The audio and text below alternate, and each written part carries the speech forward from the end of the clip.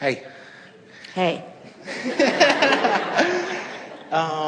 Okay, so this morning I came down here, and I was up at 6 and came down at 7:30, and I noticed the line was already formed, right? And so that kind of took me, because I wanted to be right there. That's what I wanted. That's what I desired. You wanted to be right there. Yeah.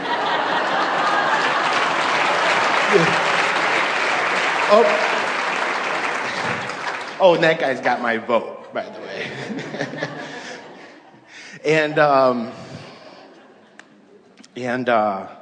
And so then he didn't have my, there was an issue with my form not being available for me. So as we're trying to, Jean and Barbara and our friend over here was looking for the form, I noticed the line was growing, right? And not what I wanted, right? Contrast. So instead of, I can relate to the previous gentleman with, abuse and that kind of thing. So I want to say natural instinct, but a kind of like learned behavior would be get upset and to be like, oh man, But I took a moment, took a step back to a broader perspective, and your words rang out to me. Are you enjoying the contrast? Right? So now, I was like kind of like easing back, like, oh yeah, it's okay. It's all good. And, everything totally worked out to my benefit. Karen and Rebecca saved me a seat. I made 2 new friends. All these beautiful things. But then, now we came in here today and you said, are you enjoying the contrast? Are you appreciating the contrast? And I said, yes, very. And you go, I don't believe that you are. Could you elaborate on that specific thing? I mean, is that correct for me to look at something and there's something that I'm not wanting and like accept it? To be okay with it? Well, the process that you followed obviously was a good one. Yeah. Remember, we said you can tell how you're doing first by how you're feeling and next how it's manifesting. So we'd say you're doing all right on that. We also want to amplify something that you described that you experienced deliberately, and that is you began to step into the feeling of shortage consciousness. Shortage of space, shortage of chairs, shortage of good seats, shortage of getting what you're wanting. Caught yourself in the process, began breathing deeply, did something about it, and didn't let the momentum of that get going. In other words, you experienced some contrast and used it to your advantage. It helped you to focus into what you were wanting, you see. And the reason that we were eager to have a conversation with you about this is because we know sometimes what our physical friends think that we're saying is you want to avoid contrast or you want to avoid any negative emotion, as if you're doing something wrong when you find it. When what we're really saying is contrast is part of the variety. It's all part of, Jerry always said, we're just molded into place. We're just molded into place. So you had an opportunity when your form was missing and when the line was long to allow some momentum to go in the direction that would have taken you to a seat not as pleasant and held you in a vibrational attitude that would have kept you from lighting up for us so that we did not find you. But you didn't do that. You molded it into place. You recognized from the anxiety or the frustration that you were feeling that you were beginning to introduce some contradiction into a vibration that had been clearer. Undoubtedly, you were thinking to yourself, wait a minute, how did this happen? I got up early. I had very clear intentions. What went wrong? And that's what sometimes people feel is Esther sometimes will say, I don't believe I ever really had a negative thought about that. And we say not specifically, but in general, there must be something that is going on. As a result of having the negative emotion, feeling it a little bit, catching yourself deliberately, stepping back, as you say, relaxing on purpose, acknowledging that it's all good, massaging into the thought, adjusting your vibration. Not only did you not allow the negative momentum to take you where you didn't want to go, but you got the momentum going more powerfully in the direction of what you did want. And so sometimes manifestations take a little while to unfold. There's not instant manifestation here. You didn't chill out and suddenly disappear from out there and show up in the hot seat. We didn't come out and find you here. What are you doing here? I don't know.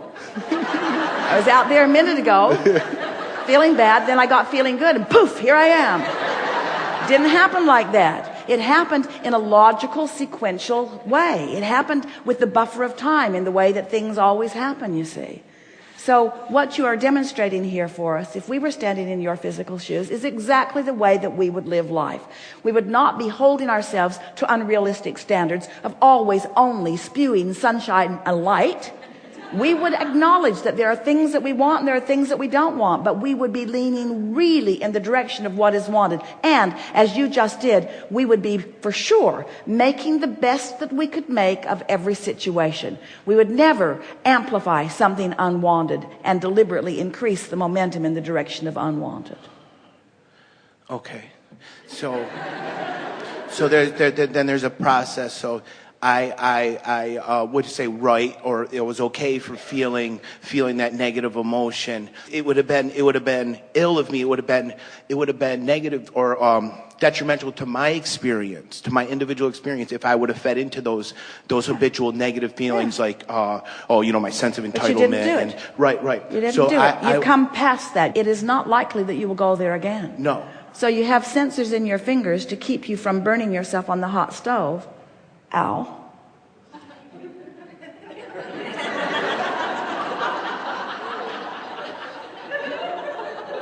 This stove should not be here. Who put this stove here? Someone should call someone.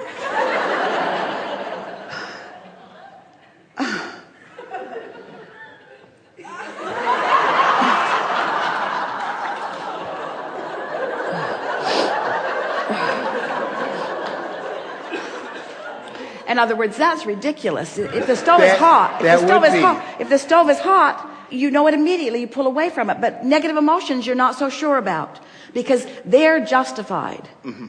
They're justified. Right. But you knew what to do, and you played it exactly right.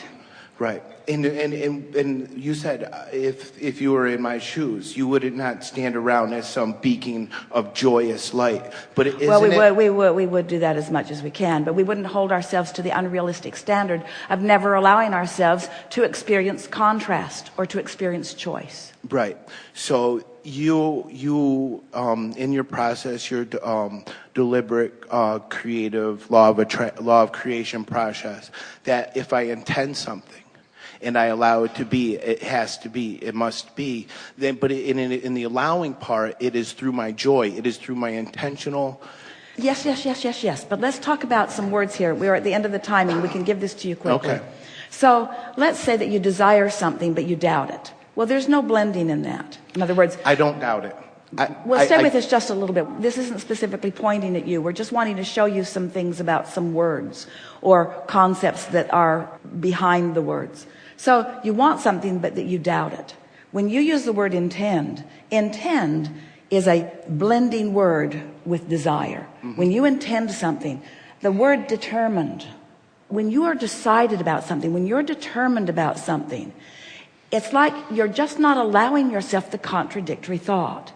So that's really what we're talking about. It's not demanding of the universe that it give you what it feels like it's not giving you, but it's an intention that you practice yourself into being. In other words, you know people who want things, they say they want them, but they don't show any real oomph about it. They don't show any real determination about it. And you know those who, when they say that something is going to happen, it's going to happen. You can just feel them molding the energy with the power of their mind, you see.